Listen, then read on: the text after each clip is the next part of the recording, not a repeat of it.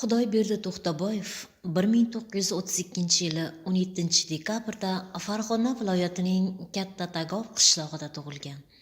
1949-yili Qo'qon pedagogika bilim yurtini, 1955-yili Toshkent davlat universitetini bitirgan.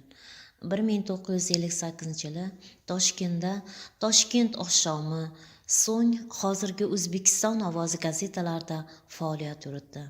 Xudoyberdi To'xtaboyev butun ijodiy salohiyatini bolalar, o'smirlar dunyosini sharh etishga, ularning ma'naviy olamini boyitishga xizmat qiladigan asarlar yaratishga baxsh etdi.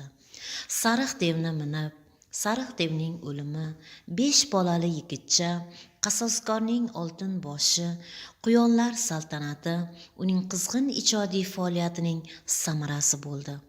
Adib 1972-yili O'zbekiston yoshlar tashkilotining mukofoti, 1982-yili O'zbekistonda xizmat ko'rsatgan madaniyat xodimi unvoni, 1989-yili O'zbekiston davlat mukofoti bilan taqdirlangan.